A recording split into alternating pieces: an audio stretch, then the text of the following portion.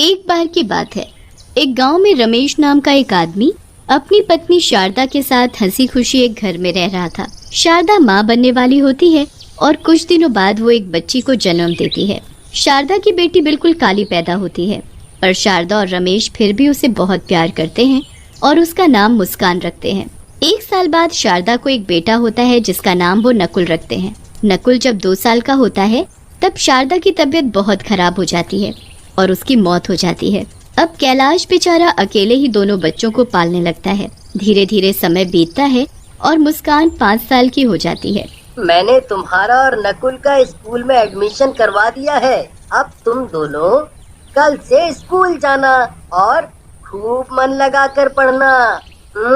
मुस्कान और नकुल बड़े खुश हो जाते हैं और अगले दिन से स्कूल जाने लगते हैं। मुस्कान अपनी क्लास में जाकर सबसे आगे बैठ जाती है। ए लड़की, तुम कौन हो? पहले तो इस क्लास में नहीं देखा। मेरा नाम मुस्कान है, मेरा आज ही एडमिशन हुआ है। नाम मुस्कान और शक्ल ऐसी कि सामने वाले की मुस्कान गायब हो जाए। चलो जाओ और सबसे पीछे जाकर बैठ जाओ। तुम्हारी ऐसी काली शक्ल देखकर मैं पढ़ा भी नहीं पाऊंगी।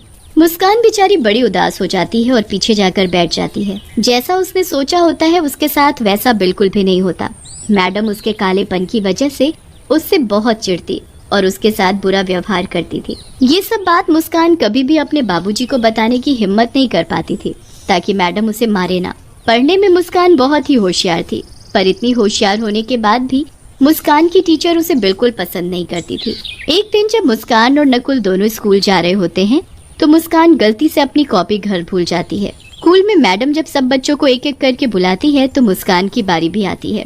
मुस्कान अपना पूरा बैग छान मारती है पर उसे कॉपी कहीं नहीं मिलती। अब वहाँ खड़े खड़े क्या कर रही हो? जल्दी कॉपी लेकर आओ। मैडम जी, वो मैं कॉपी लाई थी और सारा काम भी किया था पर कॉपी नहीं मिल रही। तुम जैसे बच्चों के बहाने मैं खूब जानती हूँ। आओ अभी का अभी इधर आओ। मुस्कान डरते डरते मैडम के पास जाती है। उस दिन तो मैडम ने अपने पास एक कांटों से भरी डंडी रखी हुई थी। अपने हाथ आगे करो। मैडम जी, मुझे माफ कर दो प्लीज, मैंने सच में काम किया था। मैंने कहा हाथ आगे करो, समझ में नहीं आता क्या? मुस्कान डरते हुए अपने हाथ आगे करती है। मैडम अपनी कांटों से भरी छड़ी उठाती है और जोर जोर से मुस्कान के हाथ पर मारना शुरू कर देती है। मुस्कान बुरी तरह चिल्लाने लगती है और उसके हाथों से खून बहने लगता है। मैडम जी, मत मारो, मुझे मत मारो, माफ कर दो मैडम जी, मुझे माफ कर दो। मैं बच्चों को माफ नहीं करती बल्कि उनको सजा देती हूँ, सजा। और तुझ जैसी काली कलूटी को तो डबल सजा मिलनी चाहिए। मैडम मुस्कान को इतना मारती है कि मुस्कान खूनम खान हो जाती है। रोज मुस्कान की मैडम उसे ऐसे ही मारती और एक दिन तो हद ही हो गई जब मैडम ने सजा देने के लिए उसे स्कूल की छत पर नंगे पांव धूप में खड़ा कर दिया। मुस्कान की हालत इतनी बुरी हो गई कि वो चक्कर खाकर छत से नीचे ही गिर गई और तड़प तड़प कर मर गई। उस वक्त कैलाश 2 दिन के लिए शहर गया होता है। ये खबर सुनकर वो दौड़ा चला आता है, पर आने के बाद उसे ना ये पता चलता है कि उसकी बेटी की मौत कैसे हुई और ना ही उसे अपनी बेटी की शक्ल देखने को नसीब होती है, क्योंकि गांव वाले ही उसका क्रियाकर्म कर देते हैं। कैलाश को मुस्कान की मौत का बहुत दुख होता है और वो उसके लिए बहुत रोता है। कुछ दिन बाद वो नकुल को स्कूल छोड़ने जाता है। वो नकुल को छोड़कर जा ही रहा होता है कि उसे स्कूल की छत के किनारे एक भयानक शक्ल की काली सी चुड़ैल बच्ची दिखती है। कैलाश जल्दी से भागकर पास जाकर देखता है तो वहाँ कोई भी नहीं होता। अभी तो यहाँ कोई था, कोई भयानक शक्ल जैसी काली चुड़ैल जैसी बच्ची कहाँ गई वो अचानक? कैलाश वहाँ से वापस जाने लगता है तो वो काली चुड़ैल बच्ची फिर से आ जाती है। मैं वापस आ गई हूँ, एक एक से मैं बदला लूंगी, किसी को नहीं छोड़ूंगी। सब बच्चे क्लास में पढ़ रहे होते हैं। हमेशा की तरह मैडम बच्चों को मार रही होती है। तभी वो काली चुड़ैल बच्ची खिड़की के पास आकर खड़ी हो जाती है और उस मैडम को घूर घूर कर देखने लगती है। उसके बाद वो टेबल पर पड़ी कांटों वाली छड़ी को देखकर घूरने लगती है। छड़ी अचानक हवा में उड़ने लगती है। सब बच्चे और मैडम हवा में उड़ती छड़ी को देखकर हैरान हो जाते हैं। उसके बाद वो एक इशारा करती है और छड़ी मैडम को मारना शुरू कर देती है। मैडम जोर जोर से चिल्लाने लगती है और वो काली चुड़ैल बच्ची बहुत खुश होती है। अब आया ना मजा, अब पता चलेगा कि कैसे दर्द होता है। हाय हाय, मैं मर गई, कोई मुझे बचाओ। ये क्या हो रहा है? कौन है यहाँ? कौन कर रहा है ये सब? यहाँ कोई भूत तो नहीं? हे भगवान, मुझे बचाओ।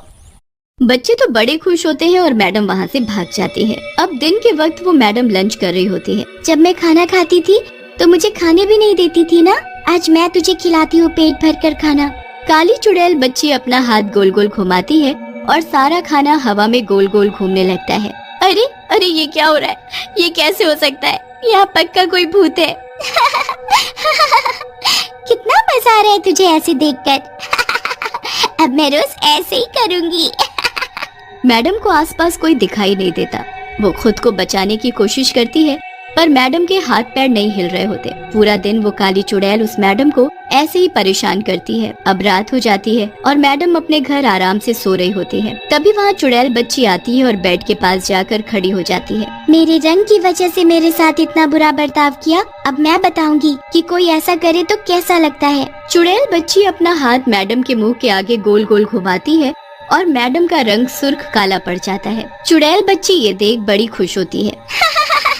अब देखना अपनी शक्ल, तब पता चलेगा मुझे कैसा लगता था। अब महसूस करना मेरी तकलीफ। अगली सुबह जब मैडम शीशे में खुद को देखती हैं तो उसके होश ही उड़ जाते हैं। वो जोर जोर से चिल्लाने लगती है, ये क्या हो गया? मैं काली कैसे हो गई? मैडम रगड़ रगड़ कर अपना मुंह धोती है पर उसका रंग वैसे का वैसा ही रहता है। उसे बिल्कुल समझ नहीं आ रहा होता कि रातों रात उसका रंग काला कैसे पड़ गया। वो जैसे तैसे अपने मुंह पर ढेर सारा पाउडर लेकर स्कूल जाती है ताकि उसका काला रंग छुप सके। पर जैसे ही स्कूल पहुंचती है तो चुड़ैल काली बच्ची उसका पहले से ही वहाँ इंतजार कर रही होती है। कब तक अपने इस रंग को छिपाएगी? इसे तो मैं अभी सबके सामने ला देती हूँ। चुड़ैल बच्ची अपने जादू से बारिश शुरू कर देती है और मैडम का सारा मुंह धुल जाता है। मैडम को ऐसे देख सब बच्चे उन पर हंसने लगते हैं। मैडम जल्दी से छुपते छुपाते क्लास में जाती है और किताब को मुंह के आगे रखकर पढ़ाने लगती है ताकि उसे कोई देख न सके। चुड़ैल बच्ची वहाँ भी आ जाती है और जादू से मैडम के हाथ की किताब उड़ाकर गिरा देती है। बच्चे मैडम को देख बहुत तेज हंसने लगते हैं। क्यों हंस रहे हो? तुम्हें उससे क्या? काली हूँ तो क्या किसी के कालेपन का मजाक उड़ाना चाहिए? चुपचाप बैठकर पढ़ाई करो। मैडम क्लास से बाहर जाने लगती है कि तभी पीछे से एक बच्चा बोलता है, जब खुद मुस्कान के कालेपन का मजाक उड़ाती थी तब ये बात नहीं बताती क्या मैडम को? मैडम उस बच्चे की ये बात सुन लेती है पर चुपचाप वहाँ से चली जाती है और अकेले जाकर बैठ जाती है। वो बच्चा बोल तो सही रहा है, मैंने उस मुस्कान के साथ कितना बुरा किया क्योंकि वो बस काली थी इसलिए। मैडम यहाँ बैठकर अफसोस कर रही होती है और उधर कैलाश छुट्टी होने पर नकुल को स्कूल से लेने आता है। कैलाश को फिर से वही काली चुड़ैल बच्ची छत पर खड़ी दिखती है। आखिर ये चक्कर क्या है? मुझे जाकर देखना चाहिए। वो लड़की कोई और नहीं मुस्कान थी और वो मुझे बार बार इसीलिए यहाँ दिखती थी ताकि मैं यहाँ आकर ये सब देख सकूं। उसके साथ जरूर कुछ गलत हुआ था। तुम चुड़ैल नहीं, मेरी बेटी हो, है ना? तुम मुस्कान हो ना? हाँ पापा। मुस्कान सब कुछ अपने पिताजी को बताती है। कैलाश को बहुत गुस्सा आता है। मैं नहीं छोड़ूंगा उस मैडम को जिसकी वजह से आज तुम मेरे साथ नहीं हो। उस मैडम को मैंने उसके किए की सजा दे दी है। अब वो भी जिंदगी भर काले रंग के साथ जिएगी और वैसे भी उसे अपने किए पर पछतावा है। मैं तो बस आपको ये बताना चाहती थी कि मेरी मौत कोई हादसा नहीं थी, मुझे मजबूर किया गया था। कैलाश उसी वक्त मैडम के पास जाता है पर वो मैडम उसे कहीं नहीं मिलती। उसके बाद वो पता करता है तो पता चलता है कि मैडम हमेशा के लिए स्कूल छोड़कर चली गई है। कैलाश निराश होकर घर जाता है तो वहाँ मैडम उसका इंतजार कर रही होती है। कैलाश को देखते ही वो हाथ जोड़कर रोने लगती है। मुझे माफ कर दो, सब मेरी वजह से हुआ है। मैंने बहुत बुरा किया था आपकी बेटी के साथ, पर मुझे बहुत पछतावा है। आप मुझे कोई भी सजा दे दो, मुझे मंजूर है। कैलाश मैडम को सब बताता है। मैडम वहाँ बैठकर बहुत रोती है और तभी चुड़ैल बच्ची वहाँ आती है।